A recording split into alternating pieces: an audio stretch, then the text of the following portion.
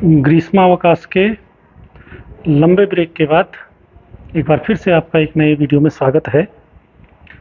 आज हम बात करेंगे डिफरेंशिएशन या अवकलन की।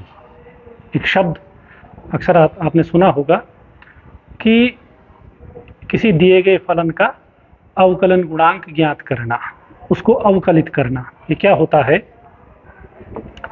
अगर हमारे पास कोई फलन है y = f(x), इसका मतलब ये हुआ कि हमारे पास दो चर हैं, एक चर है y और एक चर है x।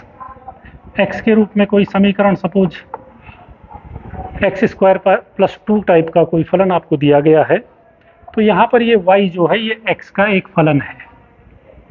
y = 3x + 5, y = 2x + 3, कुछ भी हो सकता है, जो ये दिखाता है कि y का मान x के मान पे निर्भर कर रहा है। तो यहाँ पर दो चर हैं। एक चर जो ये कहलाता है x आपका, ये स्वतंत्र चर कहलाता है, इंडिपेंडेंट वेरिएबल, यानी कि इसके मान आप स्वैच्छिक रख सकते हैं। और ये जो y है आपका, ये परतंत्र चर या डिपेंडेंट वेरिएबल है, जिसका मान x के मान पे निर्भर कर रहा है।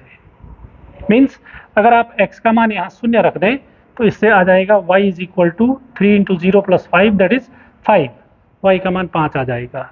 x का मान अगर आप इसमें 1 रख दें तो y = 3 × 1 + 5, 5 और 3 8 आ जाएगा। यानी कि ये जो y है ये x पे निर्भर करता है। तो ये जो y है ये डिपेंडेंट है x का, तो हम कहेंगे y x का एक फलन है। y is a function of x। अब जब y x का फलन है तो x के अनेक मान रख करके हम y के अनेक मान ज्ञात कर सकते हैं।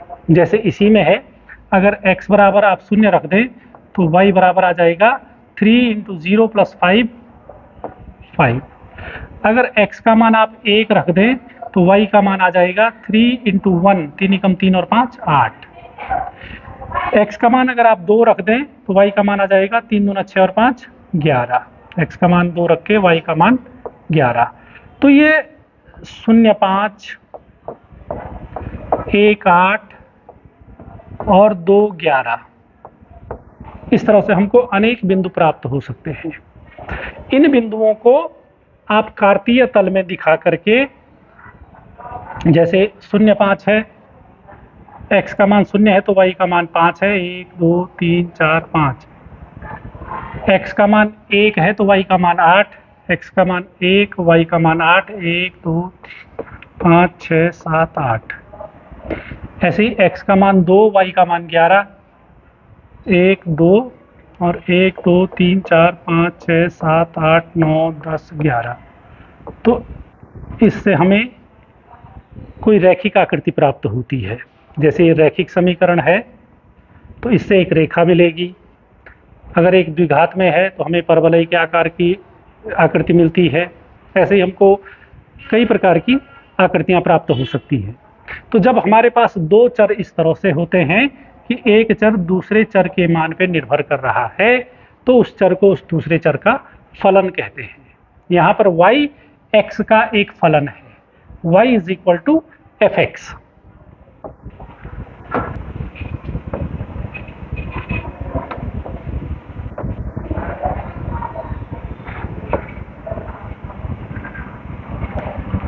तो अभी हमने इसमें देखा कि x के विभिन्न मानों को रख करके हमको y के विभिन्न मान प्राप्त होते हैं। x के मान हम इस x अक्ष पे दिखाते हैं, y के मान हम इस y अक्ष पे दिखाते हैं। यानी कि x के मान जो बढ़ते हैं वो इस दिशा में बढ़ते हैं और y के मान इस दिशा में बढ़ते हैं। तो इन विभिन्न मानों से मान लीजिए हमें कोई इस तरह की आकृति प्राप्त हो गई, तो इसमें जब x का मान यहाँ से यहाँ तक आया, y का मान यहाँ से यहाँ पहुँच गया, x का मान जब यहाँ से यहाँ पहुँचा तो y का मान यहाँ से इधर आ गया। यानी कि जो स्वतंत्र चर x है उसके मान में परिवर्तन करने से y के मान में भी परिवर्तन आपको नजर आ रहा है। तो x के मान में एक निश्चित परिवर्तन से y के मान में एक निश्चित परिवर्तन होता रहता है, जिससे हमको ये अनुपात प्राप्त होता है, ये y के मान में परिवर्तन है, ये x के मान में परिवर्तन है। तो delta y upon delta x, ये डेल्टा जो है इनके मानों के अंतर को प्रदर्शित कर रहा है। तो इन मानों के अंतर का जो अनुपात होता है वो इस वक्र की स्पर्श रेखा के झुकाव को दिखाता है। अब सामान्यतया इस अंतर में अलग अलग स्थानों पर वेरिएशन हो सकता है। हम इस अनुपात को बहुत छोटे परिवर्तन के लिए लेते हैं, यानी कि x में इतना छोटा परिवर्तन हमने कर देना है कि वो शून्य तो नहीं है लेकिन शून्य की ओर अग्रसरित है। उसको कहते हैं limit delta x tends to 0, यानी कि शून्य के समान परिवर्तन, शून्य नहीं है लेकिन शून्य की ओर अग्रसरित है। टेंड्स टू, डेल्टा x 0 की ओर टेंड्स कर रहा है। तो उस स्थिति में delta y upon delta x जो होता है, इन परिवर्तनों का अनुपात इस y का x के सापेक्ष अवकलन गुणांक कहलाता है।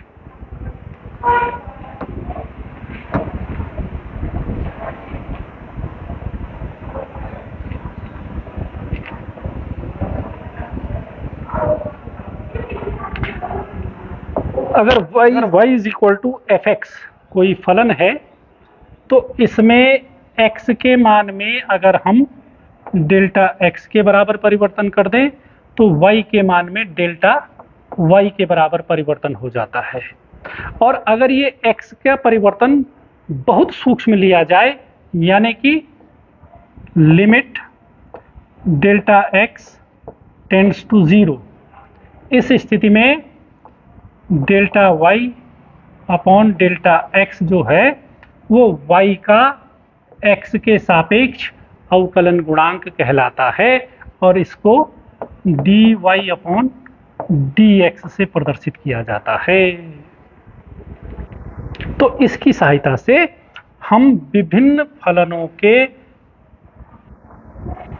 अवकलन गुणांक ज्ञात करने के बारे में अब पढ़ेंगे। इनमें से सबसे पहले हम बात करते हैं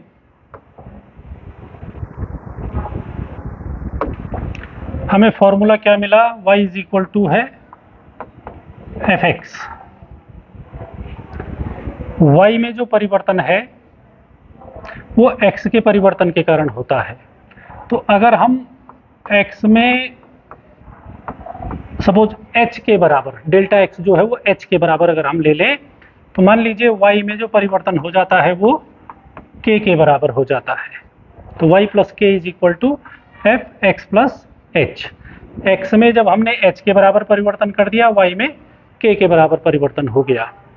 इस स्थिति में k इज इक्वल टू क्या हो जाएगा, एफ एक्स प्लस एच, ये y इधर चला जाएगा, माइनस y यानी कि F x plus h minus y, y का मान क्या है एफ एक्स।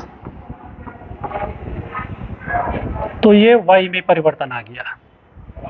और डिफरेंशिएशन की जो परिभाषा वो कहती है dy by d x is equal to limit y में परिवर्तन k अपॉन x में परिवर्तन h, as h tends to 0, delta x tends to 0। अब इस k का मान x के रूप में रख दीजिए, limit of f x plus h minus f x upon h, as h tends to 0। तो डिफरेंशिएशन का ये हमें एक फॉर्मूला मिल जाता है किसी भी फलन के अवकलन गुणांक को ज्ञात करने का। तो इसकी सहायता से हम कुछ ज्ञात फलनों के अवकल गुणांक ज्ञात करते हैं, फिर उनका हम प्रश्नों में सूत्र की भांति इस्तेमाल करते हैं। इसे बोलते हैं प्रथम सिद्धांत से अवकलन गुणांक ज्ञात करना। तो इसकी सहायता से हम एक अवकल गुणांक ज्ञात करते हैं। मान लीजिए y इज इक्वल टू है x to the power n। तो अगर हमको dy बाई dx निकालना है तो वो कैसे निकलेगा? यहाँ पर जो आपको x का फलन दिया है fx, that is x to the power n। x में h के बराबर अगर आपने परिवर्तन कर दिया fx प्लस h, ये बराबर हो जाएगा x plus h to the power n। Then आप जानते हैं dy बाई dx बराबर क्या होता है? Limit of fx plus h minus fx upon h as h tends to 0। इन वैल्यूज को रख दीजिए। fx प्लस h का मान है x plus h to the power n, x plus h to the power n minus fx है आपका x to the power n, x to the power n upon h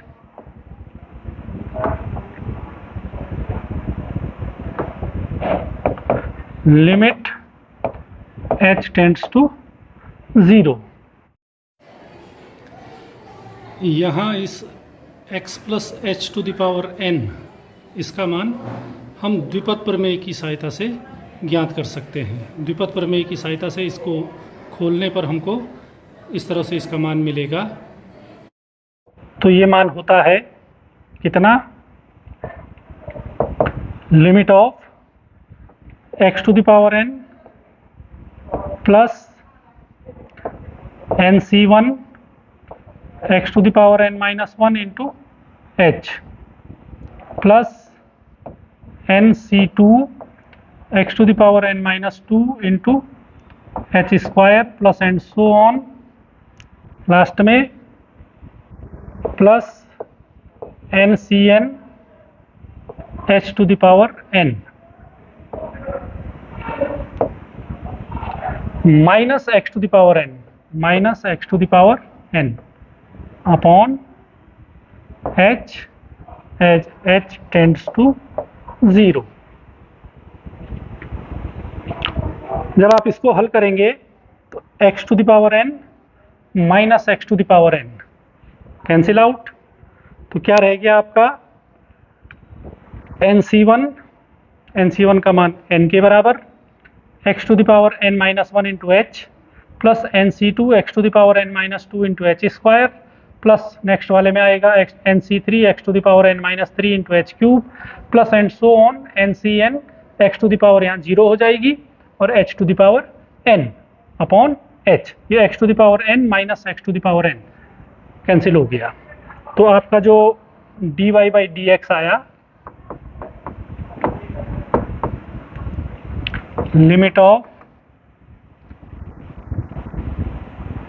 nc1 x to the power n minus 1 into h plus nc2 x to the power n minus 2 into h square plus and so on ncn h to the power n upon h limit h tends to 0। x to the power n वाला मान cancel हो गया। अब इसमें इन सब में देखिए यहाँ h है, इसमें h स्क्वायर है, नेक्स्ट वाले में h क्यूब होगा और h to the power n तक है। तो इन सब में h कॉमन है, h को कॉमन ले लीजिए। Limit h tends to 0, h common ले लिया।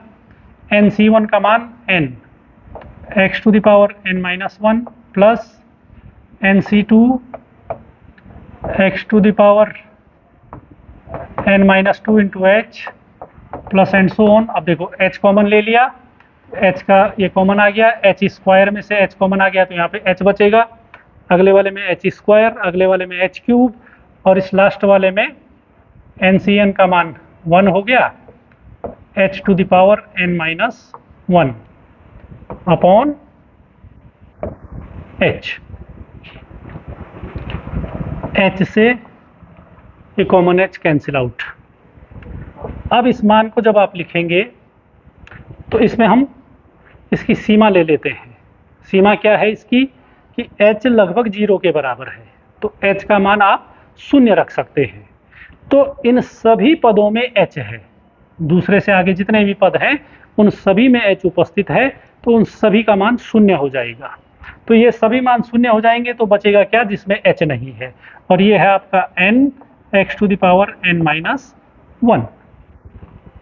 तो ये हमें एक फॉर्मूले के रूप में प्राप्त हो जाता है कि d/dx ऑफ y था आपका x⁻n is equal to n x⁻n-1, और इसका आप फॉर्मूले के रूप में विभिन्न सवालों में इस्तेमाल कर सकते हैं। जैसे अगर आपको कहा जाए कि अगर y is equal to x⁻7 है, इसका अवकल गुणांक ज्ञात कीजिए, तो आप निकाल रहे हैं dy/dx is equal to d/dx of x⁻7। अभी आपने जो फॉर्मूला पढ़ा d/dx ऑफ x⁻n, यह आया n x⁻n-1, तो ये हो जाएगा n की जगह 7 है, 7x⁻7-1 दैट इज 6, 7x⁻6। तो इसका इस्तेमाल हम इस तरह से सवालों में कर सकते हैं। तो आज इस एक फॉर्मूले के बारे में, धीरे धीरे आगे अन्य फॉर्मूलों के बारे में आपको बताया जाएगा। इस वीडियो में फिलहाल इतना ही।